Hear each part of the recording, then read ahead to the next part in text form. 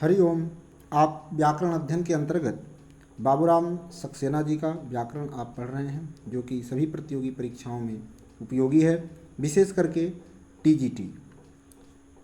तृतीय सोपान के अंतर्गत आप देखेंगे संज्ञा विचार। संज्ञा विचार का मतलब यहाँ पर जैसे राम शब्द की प्रातिपदिक संज्ञा करेंगे, और रामः रामौ रामाः, बालकः बालकौ बालकाः इत्यादि शब्द रूप शब्दों की निष्पत्ति कैसे होती है, इसी का विवेचन इसमें रहेगा। इसके पहले आप जो है वर्ण विचार और संधि, इसका अध्ययन आप कर चुके हैं।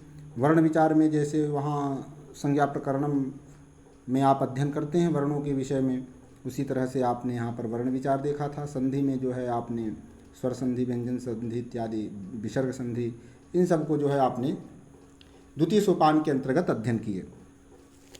तृतीय सोपान में संज्ञा विचार देखेंगे, ध्यानपूर्वक इसको आप जो है पढ़ेंगे। वाक्य भाषा का आधार है और शब्द वाक्य का, यह पहले बताए हैं। संस्कृत में शब्द दो प्रकार के होते हैं, एक तो ऐसे जिनका रूप वाक्य और शब्दों के संबंध से बदलता रहता है, और दूसरे ऐसे जिनका रूप सदा समान ही रहता है। न बदलने वालों में यदा कदा आदि अव्यय हैं तथा कर्तुम गत्वा आदि कुछ क्रियाओं के रूप हैं। बदलने वालों में नाम अर्थात संज्ञा, सर्वनाम और विशेषण एवं आख्यात अर्थात क्रिया है। हिंदी की भांति संस्कृत के भी तीन पुरुष होते हैं, हाँ, प्रथम पुरुष, मध्यम पुरुष और उत्तम पुरुष। ठीक है, तो उत्तम पुरुष को देखिएगा, उत्तम पुरुष, मध्यम पुरुष और प्रथम पुरुष जैसे लिख रहे हैं, तो प्रथम मध्यम उत्तम कहिए, शुरुआत ऐसे ही होता है, प्रथम मध्यम उत्तम। तो प्रथम का जो क्रिया होता है और जो कर्ता होता है, तो प्रथम पुरुष का जो कर्ता है वह शह तौ ते, मध्यम पुरुष का जो कर्ता होता है त्वम युवाम यूयम, और उत्तम पुरुष का जो कर्ता होता है अहम आवाम वयम। इसके साथ क्रिया जब जोड़ेंगे तो जैसे पठति, गच्छति इत्यादि, पठति पठिता पठन्ति, पठसि पठता पठत, और पठान पठावा पठामः, ये हो जाएगा। ये लट लकार मंस वर्तमान काल की जो है क्रिया थी, जो कि इसके साथ हम लोग प्रथम पुरुष, मध्यम पुरुष और उत्तम पुरुष के साथ जोड़ देंगे। प्रथम पुरुष को जो है अन्य पुरुष कहा जाता है, क्योंकि इसमें जैसे राम, मोहन, सोहन जितनी संज्ञाएं होंगी, गीता, सीता, नीता इत्यादि जो है, ये सभी जो है संज्ञाओं को जो है प्रथम पुरुष के अंतर्गत रखा जाता है। जैसे सह पठति और रामः पठति, सा पठति, गीता पठति, तो इस तरह से जो है, इसीलिए प्रथम पुरुष को अन्य पुरुष भी कहते हैं। अन्य पुरुष को संस्कृत में प्रथम पुरुष कहते हैं। हिंदी में केवल दो वचन होते हैं, एक वचन और बहुवचन, किंतु संस्कृत में इनके अतिरिक्त एक द्विवचन भी होता है। हमारे यहाँ संस्कृत में एक वचन, द्विवचन और बहुवचन, इस तरह से जो है आप समझिएगा, जिससे दो का बोध कराया जाता है। संज्ञाएं सब जो है अन्य पुरुष में होती हैं, बताए ही थे। प्रथम पुरुष, अन्य पुरुष का मतलब प्रथम पुरुष। तो प्रथम पुरुष में जो है सभी संज्ञाओं को जो है रखा जाता है, जैसे कि राम, सीता, गीता, तो सह पठति है ना, तौ पठतः, ते पठन्ति। इसी तरह से जो है रामः पठति, रामौ पठतः और रामाः पठन्ति, इस तरह से आप करेंगे। संज्ञा के तीन लिंग होते हैं। जैसे लिंग की बात करेंगे तो पुल्लिंग, स्त्रीलिंग और नपुंसक लिंग। संस्कृत भाषा में यह लिंग भेद किसी स्वाभाविक स्थिति पर निर्भर नहीं है। ऐसा नहीं कि सब नर चेतन पुल्लिंग शब्दों द्वारा दिखाए जाए, मादा इस चेतन स्त्रीलिंग द्वारा और निर्जित वस्तुएं नपुंसक लिंग द्वारा। प्रत्युत यह लिंग भेद कृत्रिम है। उदाहरण, स्त्री का अर्थ बताने के लिए कई शब्द हैं, जैसे स्त्री, महिला, गृहिणी, दारा आदि। दारा शब्द होता है दार, तो आदि, उस पर भी दार शब्द जो है जैसे पुल्लिंग है। इसी प्रकार निर्जीव शरीर को बोध कराने के लिए कई शब्द हैं जिनके लिंग भिन्न है, जैसे तनु स्त्री, देह और शरीर जो है नपुंसक लिंग। जल के लिए अप जो है स्त्री, जल नपुंसक लिंग। इस तरह से जो है यहाँ पर ये शब्द बनते हैं। जैसे जल के लिए अप शब्द स्त्रीलिंग, और जल जो है नपुंसक लिंग, मतलब अप शब्द का प्रयोग किया जाता है। अप मत मीन्स जल होता है, तो जब अप का रूप चलाएंगे तो स्त्रीलिंग में, और फिर जल है ना, तो अप शब्दो नित्यम बहुवचनांतः भी कहा गया है। तो आपह अद्भि, आपह अपह, अद्भि अद्भि, अद्भ्य अद्भ्य, अपाम अपसु, इस तरह से इसका रूप भी चलता है। जल का नपुंसक लिंग में जो है रूप चलता है।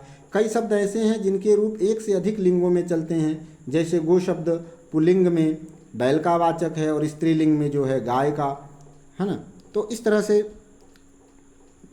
आप समझते हैं। किन्हीं किन्हीं पुल्लिंग शब्दों में प्रत्यय जोड़ने से भी स्त्रीलिंग के शब्द बनते हैं, और किन्हीं से जो है क्या होते हैं, नपुंसक शब्द बन जाते हैं।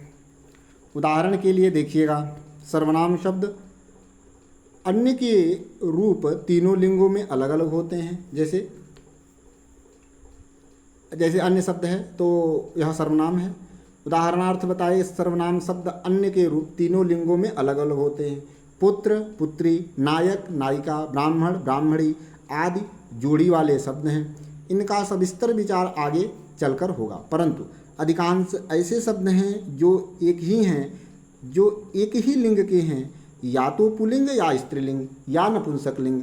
स्त्रीलिंग बोधक प्रत्ययों का विचार आगे किया जाएगा। हिंदी में कर्ता कर्म आदि संबंध दिखाने के लिए ने, को, से आदि संज्ञा शब्द के पीछे अथवा सर्वनाम के पीछे जोड़ दिए जाते हैं। जैसे गोविंद ने मारा, गोविंद को मारा, तुमने बिगाड़ा, तुमको डांटा आदि। किंतु संस्कृत में यह संबंध दिखाने के लिए संज्ञा या सर्वनाम आदि का रूप ही बदल देते हैं। यथा गोविंद ने की जगह गोविंद, गोविंद को की जगह गोविंदम, है ना। जैसे गोविंद ने, तो गोविंद ने की जगह क्या लिखते हैं, गोविंदह लिखते हैं, ठीक है। गोविंद को की जगह संस्कृत में क्या लिखेंगे, गोविंदम लिखेंगे। जैसे कर्ता ने कर्म को करण से द्वारा संप्रदान के लिए अपादान से पृथक संबंध काके की अधिकरण में पय पर संबोधन हे अरे भो, ये कारक जो चिन्ह होते हैं तो उन्हीं कारक चिन्हों की वजह से सामान्यतः जो है समझा जाता है, ठीक है। तो यहाँ पर चीज़ें आपने देखा कि जैसे गोविंद ने मारा, गोविंद को मारा, तो को जहाँ आएगा तो कारक चिन्ह से जो है वहाँ पर गोविंदम द्वितीया करते हैं, है ना। जैसे गोविंदः, गोविंदम, गोविंदेन, तृतीया में गोविंदेन बनेगा, ठीक है। तो इस तरह से जो है गोविंद की जगह गोविंदम और गोविंद का, तो गोविंद का ये हो जाएगा का चिन्ह, का के की षष्ठी का चिन्ह होता है, संबंध कारक बोलते हैं उसको, से षष्ठी होता है, ठीक है। तो गोविंद की जगह गोविंदस्य। इस प्रकार एक ही शब्द के कई रूप जो है हो जाते हैं। प्रथमा, द्वितीया आदि से लेकर सप्तमी तक 7 विभक्तियाँ अथवा 7 भाग होते हैं। इसके बाद कहे जिन शब्दों के आगे ये 7 विभक्तियाँ जुड़ती हैं उन्हें हम प्रातिपदिक कहते हैं। संस्कृत के अंतर्गत ये प्रातिपदिक 2 प्रकार के होते हैं, मतलब 2 तरह से शब्दों की प्रातिपदिक संज्ञा होती है। जैसे इसके लिए 2 सूत्र जो है ये पाणिनि अष्टाध्यायी में आपको 2 सूत्र जो है प्राप्त होंगे। वैयाकरण सिद्धांत कौमुदी में भी मिलेगा, लोक सिद्धांत कौमुदी में मिलेगा। अर्थात यह जो अर्थोत धातुर प्रत्यय प्रातिपदिकम एक सूत्र है, एक सूत्र है कृतद्धित समासाश्च। ये 2 सूत्र प्रातिपदिक संज्ञा करने वाले हैं। अब यहाँ पर प्रश्न यह उठता है कि प्रातिपदिक संज्ञा करने के लिए 2 सूत्र क्यों बनाया गया, अर्थोत धातुर प्रत्यय प्रातिपदिकम और कृतद्धित समासाश्च प्रातिपदिक। तो 2 सूत्रों की क्या आवश्यकता पड़ी, इसका विवेचन अभी आपको बताएंगे। देखिए लिख रहे हैं कि जिन शब्दों के आगे 7 विभक्तियाँ जुड़ती हैं उन्हें प्रातिपदिक कहते हैं। ये प्रातिपदिक 2 प्रकार के होते हैं। एक वे अर्थवान शब्द जिनकी किसी धातु प्रत्यय प्रत्यांत से संबंध न हो, और दूसरे वे जो कृतंत, तद्धितांत अथवा समस्त पद हो। समस्त पद का मतलब समास हो। इनमें प्रथम प्रकार के अव्युत्पन्न तथा दूसरे प्रकार के व्युत्पन्न प्रातिपदिक कहे जाते हैं। अब इसको थोड़ा सा मैं पारिभाषिक अर्थ में स्पष्ट करूँगा, आप बहुत ध्यान से समझेंगे इसको। देखिए जैसे राम शब्द है, राम शब्द जो है आपके पास जो है 2 राम शब्द है। एक राम शब्द वह है जिसको आप जब घर में अपने माता पिता के द्वारा जो आप सीख करके आए थे राम शब्द, वह राम शब्द क्या है, वह अव्युत्पन्न है। अव्युत्पन्न का मतलब क्या होता है, धातु प्रत्यय प्रत्यांत रहितत्वम अव्युत्पन्नत्वम, मतलब जिसमें धातु भी ना हो, कोई प्रत्यय ना हो, है ना, कोई प्रत्यांत ना हो। इस तरह से जो है जो शब्द होगा वह क्या कहलाएगा, अव्युत्पन्न कहलाएगा। तो अव्युत्पन्न शब्द की जो है प्रातिपदिक संज्ञा अर्थवद धातुर प्रत्यय प्रातिपदिकम से करते हैं। अर्थवान होना चाहिए। उस राम का अर्थ माता पिता ने बताया था कि दशरथ के जो पुत्र हैं राम, वही राम जो है आपको पढ़ाया गया था। उसमें घर में जो आपने अध्ययन किया था उसमें न वह कोई धातु बताई गई थी, न उसमें कोई प्रत्यय इत्यादि बताया गया था। किंतु वही जब आप गुरुकुल में आपका प्रवेश हुआ, जब आप गुरु के सानिध्य में गए, तो जब वहाँ पर आपको राम शब्द गुरु जी ने पढ़ाया तो गुरु जी ने बताया रम क्रीडायाम धातु है रमन्ते योगिनो अस्मिन असौ इति रामः, और हलश्च सूत्र बता करके हलश्च सूत्र से जो है घय प्रत्यय किए, और फिर जो है उधा को दीर्घ वगैरह करके जो है रम धातु से राम पद की जो है व्युत्पत्ति गुरु जी ने बताई और पढ़ाया। ठीक है। अब दूसरा जो राम जो आपको गुरुकुल में मिला, जो गुरु जी के सानिध्य में जो है आपने पढ़ा, वह व्युत्पन्न शब्द है। व्युत्पन्न क्या होता है, धातु प्रकृति प्रत्यय प्रत्यांतम सहितत्वम व्युत्पन्नत्वम। इस तरह से आप जो है एक अव्युत्पन्न और एक जो है व्युत्पन्न दोनों को जाने। तो अव्युत्पन्न वाले की जो प्रातिपदिक संज्ञा होगी वह अर्थवद धातुर प्रत्यय प्रातिपदिकम से होगी।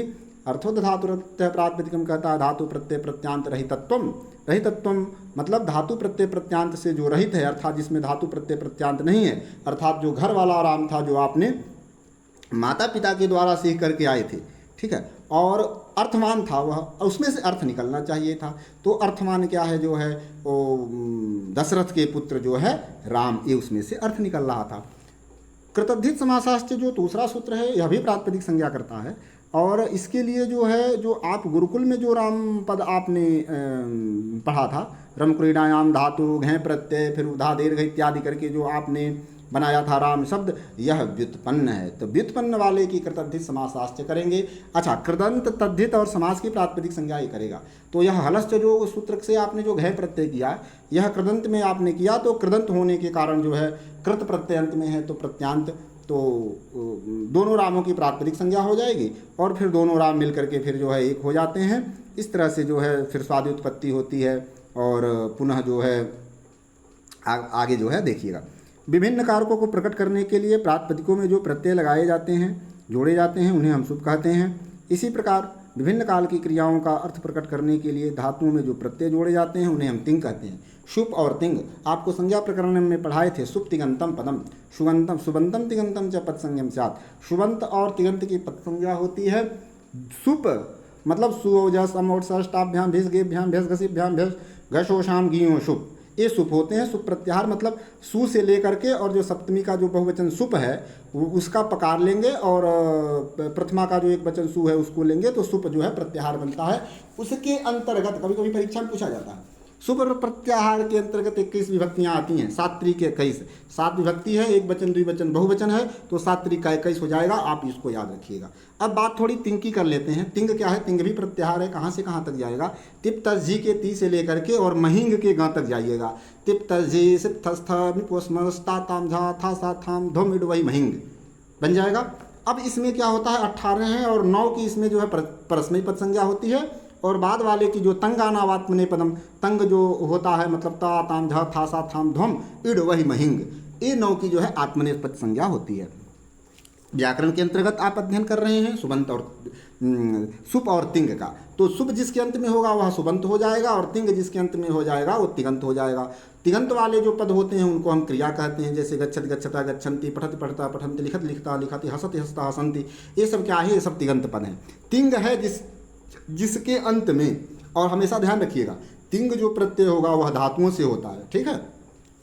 सुप जो प्रत्यय होगा वह प्रातिपदिक से होगा, नाम से होगा, किसी संज्ञा से होगा, ठीक है। तो इस तरह की चीज़ों को भी जो है आप सामान्यतः समझते रहिएगा। आगे बढ़ते हैं। तो यहाँ पर आपने देखा जो है एक नीचे सूत्र दिया गया था विभक्तिश्च।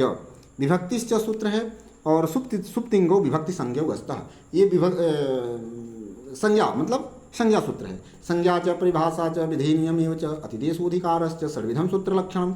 सूत्र के जो 6 प्रकार बताए गए हैं, मतलब सूत्र के जो लक्षण हैं वह कितने कितने प्रकार के सूत्र होते हैं। संज्ञा सूत्र होगा, संज्ञा च परिभाषा च विधि नियम एवं च, विधि सूत्र नियम सूत्र, संज्ञा च परिभाषा च विधि नियम एवं च अतिदेशोधिकारश्च सर्वविधम सूत्र लक्षणम। ये सूत्र के जो है लक्षण 6 प्रकार के जो है आपको बताए गए। आगे देखिएगा, विभक्तिश्च सूत्र जो है सुप और तिंग की विभक्ति संज्ञा करता है, जो कि बता दिए हैं। और ये जिसके अंत में रहेंगे सुप और तिंग, उनकी जो है पद संज्ञा कौन करेगा? सुप्तिगंतम पदम।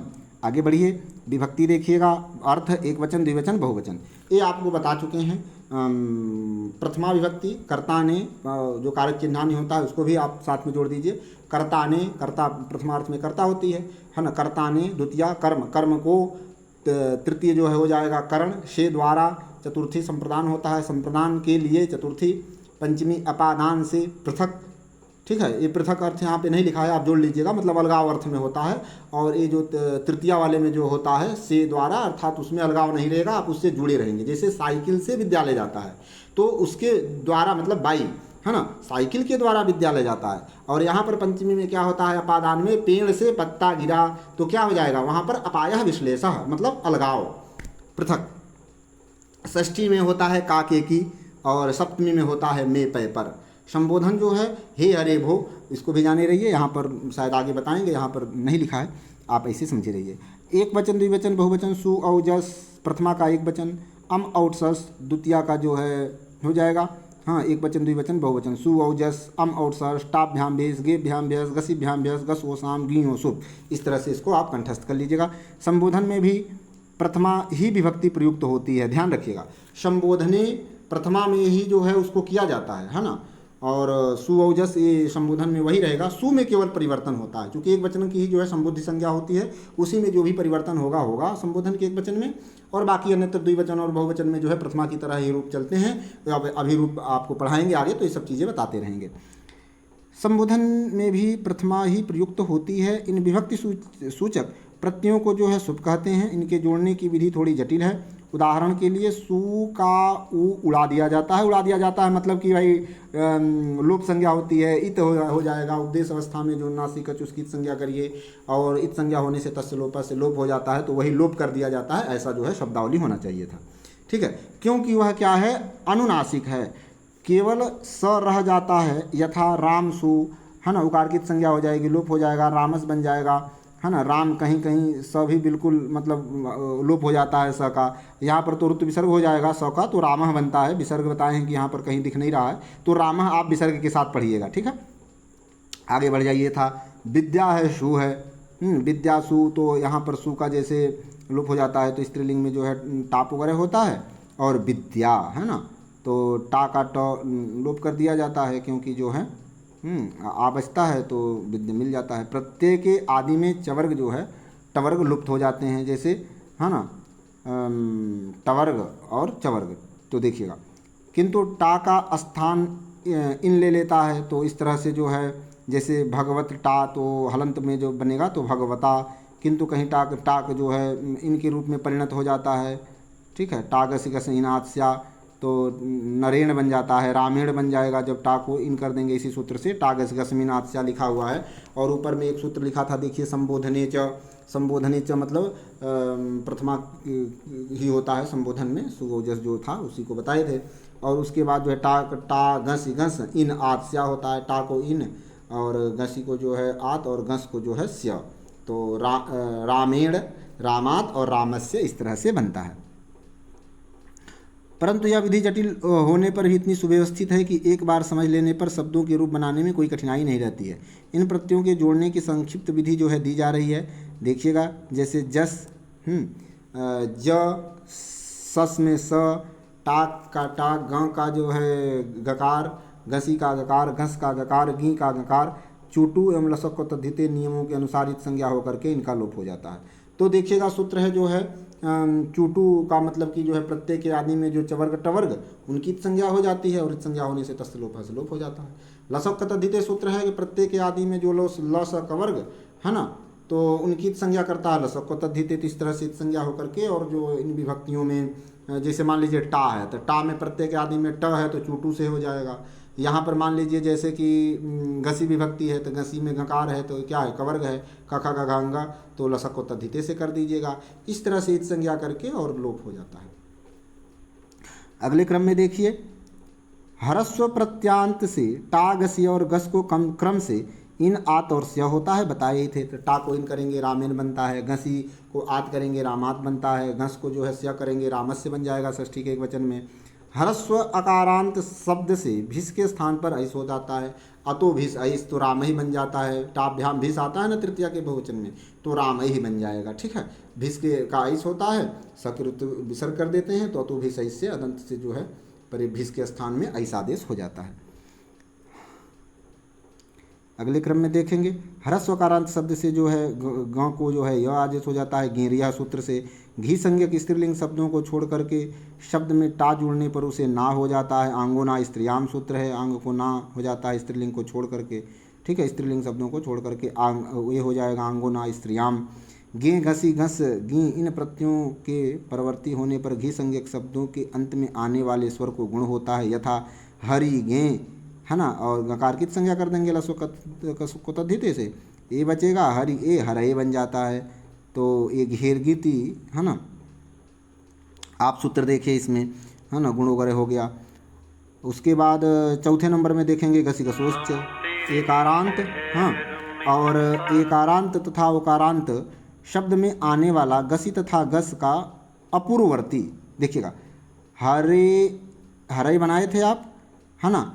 एकारांत तथा ओकारांत शब्द में आने वाला गसी तथा गस का अपूर्ववर्ती ए अथवा ओ के रूप में मिल जाता है, यथा हरि घसी। हाँ, और हरि अस, हरे अस, ठीक है। हरे स तो स को ऋतु विसर्ग हो जाता है तो हरेह बन जाएगा। इसी तरह से विष्णु घसी, विष्णु गकार की संज्ञा कर दिए, है ना। अस बचेगा इकार की संज्ञा उपदेश नासिकित से, विष्णु अस और बन जाता है विष्णु घसी घसोच से हो जाएगा। एकारांत तथा उकारांत शब्द में आने वाला गसी तथा गस अपूर्ववर्ती ए अथवा ओ के रूप में मिल जाता है, घसी घसोच से, है ना, पूर्व रूप कर देते हैं। तो इस तरह से जो है यहाँ पर बन जाएगा आपका विष्णु और हरेह। आगे देखिएगा, ई और ऊ के पश्चात गी का जो ह्रस्व विकार है उसको औ हो जाता है, ठीक है। अच घे सूत्र यहाँ पर आपका लगेगा। 5 नंबर की टिप्पणी नीचे देखेंगे। ई और ऊ के पश्चात गी का जो ह्रस्व विकार है उसको औ कर दीजिए, और ई तथा ऊ के स्थान में क्या हो जाता है, आकार हो जाता है हरि गी, ठीक है। आकार मतलब ह्रस्व आकार कहिएगा, आकार लिखा है दीर्घ नहीं, अच अत, ठीक है। अच तो अ हो जाएगा तो बन जाएगा हरि गी, हरऊ बनता है इसका जो है, बना लीजिएगा हरऊ। आगे देखिएगा रित उत। जब रित उत में जो है क्या बताए, यहाँ पर आ जो लिखा हुआ है ना, आ नहीं होगा, ह्रस्वकार होगा, ठीक है। अच घे सूत्र है तो आकार की जगह आकार कर लीजिएगा, बना लीजिएगा, अशुद्ध हो गया है, यहाँ अशुद्ध लिखा हुआ है पुस्तक में ही, तो आप उसको ह्रस्वकार समझेंगे। रिकारांत देखिएगा, जन्म नंबर का रिकारांत प्रातिपदिक के पश्चात जब घसी या गस आवे तो रि और घसी या घस के अ दोनों को उ आदेश हो जाता है। सूत्र क्या है, रित उत, उकार कर दीजिएगा, है ना। घस के आकार को उकार कर दीजिएगा। घसी या घस के अ मतलब गकार की संज्ञा कर दिए, इकार की संज्ञा कर दीजिए, अस बचेगा दोनों में, घसी में भी अस बचेगा और घस में भी अस बचेगा, उ आदेश हो जाता है। आगे बढ़ते हैं। जब अकारांत टाप प्रत्यांत स्त्रीलिंग शब्द में औंग मतलब औट जुड़ता है तो औंग के स्थान में सी, और सी का क्या बचेगा, केवल दीर्घिकार बचेगा। लसक का तद्धित से तालब्धि सकार की संज्ञा हो जाती है तो ई आदेश हो जाता है, मतलब सी हो जाता है। आगे देखिए, जब औकारांत स्त्रीलिंग, है ना, यहाँ पर 7वें नंबर में सूत्र था औंग आपह, हाँ औंग है, औंग आपह और आंगी चापह, तो इस तरह से जो है, हाँ, अकारांत स्त्रीलिंग शब्द में बाद में जो आंग है मतलब टा, तृतीया के एक वचन और ओस जुड़ते हैं तो आ के स्थान पर ए आदेश हो जाता है, ठीक है। अकारांत स्त्रीलिंग शब्द जब गे घसी घस और गी के जुड़ने पर उन विभक्तियों के पूर्व, हाँ, या आगम होता है। क्या आगम होता है, या का आगम होता है। पूर्व जो है या डापह सूत्र है, ठीक है, तो इससे कर लेंगे, या का आगम होता है। अगले क्रम में देखिए, अकारांत टाप प्रत्यांत स्त्रीलिंग सर्वनाम के पश्चात गे घसी घस और गी के जुड़ने पर आकार हो जाता है तथा प्रत्यय के पूर्व स्या का आगम होता है। सूत्र है सर्वनामनः स्याद् ह्रस्वश्च। तो यहाँ पर भी देखिएगा जो है सर्वनामनः स्याद् ह्रस्वश्च जो यह सूत्र है, तो अकारांत टाप प्रत्यांत स्त्रीलिंग सर्वनाम के पश्चात गे घसी घस और गी के जुड़ने पर क्या हो जाता है, आकार हो जाता है तथा प्रत्यय के पूर्व स्या का आगम होता है। तो यहाँ पर भी जो है ही समझिएगा, चूँकि यह सूत्र सर्वनामनः स्याद् ह्रस्वश्च देखिए लिखा हुआ है, तो ठीक है, के जुड़ने पर आकार हो जाता है तथा प्रत्यय के पूर्व स्या का जो है आगम होता है। अकारांत नपुंसकलिंग प्रातिपदिक से सु और अम को अम आदेश होता है, अतो अम सूत्र इसमें काम करेगा। उसके बाद देखिएगा नपुंसकाच, नपुंसक लिंग शब्द से औंग जोड़ने पर उसके स्थान में सी का आदेश हो जाता है। जस ससो सी देखिए चौथे नंबर में नपुंसकलिंग प्रातिपदिक से जस और सस जुड़ने पर उसके स्थान पर ह्रस्व विकार शी का आदेश हो जाता है ना। जस ससो सी लिखा हुआ है, ह्रस्व रहेगा। इगंत जस ससो सी ई के पूर्व न नुम का भी आगम होता है नपुंसकस्य झल चह। ठीक है, इसी के साथ इसका भी अर्थ दिया हुआ था, देख लीजिए। नपुंसकस्य झल चह अर्थात है ना, ई के पूर्व नुम का आगम हो जाएगा, नुम का न बचता है। इसके बाद त नंबर में देखेंगे, नीचे 5वें नंबर का जो सूत्र है, 5वें नंबर की जो टिप्पणी दी गई है, नपुंसक लिंग अर्थात अकारांत से अतिरिक्त प्रातिपदिक के पश्चात सु और अम का लोप हो जाता है। सूत्र क्या है? सुमोर नपुंसकात, सु और अम का जब लोप कर देंगे। थ नंबर में दिया है इकोच विभक्तौ, छठे नंबर का जो है नियम देखिएगा, छठे नंबर का टिप्पणी। इगंत नपुंसक लिंग प्रातिपदिक के पश्चात है ना, अजाज प्रत्यय आने पर प्रातिपदिक के अंत में न का आगम होता है, इकोच विभक्तौ सूत्र है। द नंबर का देखिए, द नंबर में जो है 7वें नंबर में ह्रस्व नद्यापो नोट दिया गया है। ह्रस्व है ना, स्वरांत नदिक संज्ञक और टाप प्रत्यांत स्त्रीलिंग शब्दों से आम विभक्ति जुड़ने पर विभक्ति के पूर्व जो है नुट का आगम होता है, नुट का न बचता है। ठीक है, तो इस तरह से ह्रस्व नद्यापो नुट हो गया। 37 नंबर के नियम में देखेंगे, संस्कृत में प्रातिपदिक पहले 2 भागों में विभक्त किए गए हैं। अब स्वरांत व्यंजनांत अर्थात स्वरांत में अकारांत शब्द प्रायः सभी पुल्लिंग अथवा नपुंसकलिंग में होते हैं, अकारांत प्रायः स्त्रीलिंग में होते हैं, थोड़े से ही पुल्लिंग में होते हैं। इकारांत शब्द कोई पुल्लिंग में, कोई स्त्रीलिंग में और कोई नपुंसकलिंग में होते हैं। दीर्घ इकारांत प्रायः स्त्रीलिंग में किंतु कुछ पुल्लिंग में भी होते हैं। उकारांत प्रायः तीनों लिंगों में होते हैं। उकारांत बहुधा स्त्रीलिंग और पुल्लिंग दोनों में होते हैं। ऋकारांत प्रायः पुल्लिंग में, ह्रस्व ऋकारांत नपुंसकलिंग में भी होते हैं। ऐकारांत, औकारांत और ऐकारांत, ओकारांत और औकारांत, एक में ओकार रहेगा एक में औकार रहेगा। तो ऐकारांत, ओकारांत और औकारांत बहुत कम शब्द हैं, जो भी हैं वे प्रायः पुल्लिंग या स्त्रीलिंग में हैं। शेष स्वरों में अंत होने वाले प्रातिपदिक प्रायः नहीं के बराबर हैं। नपुंसकलिंग में स्वरांत शब्द सदा ह्रस्वांत ही होते हैं। रूप चलेगा, आपको स्पष्ट हो जाएगा है ना। रूप का अभ्यास करेंगे आप, परीक्षा में शब्द रूप बहुत आपसे पूछे जाते हैं और यह टीजीटी के दृष्टिकोण से अत्यंत महत्वपूर्ण है। व्यंजन अंत में रहेगा। व्यंजनांत प्रातिपदिक प्रायः ग, य, म, य इन वर्णों को छोड़कर सभी व्यंजनों में अंत होने वाले पाए जाते हैं। इनमें भी बहुधा च, ज, त, द, ध, न, स, ख, श और ह में अंत होने वाले अधिक प्रयोग में आते हैं। जैसे क्रमानुसार उनके रूप दिखाए जा रहे हैं। आप जो है स्वरांत संज्ञाएं देखेंगे, जैसे अकारांत पुल्लिंग शब्द का रूप आप जो है देख लीजिए। और बालक है जो है, यह अकारांत शब्द है।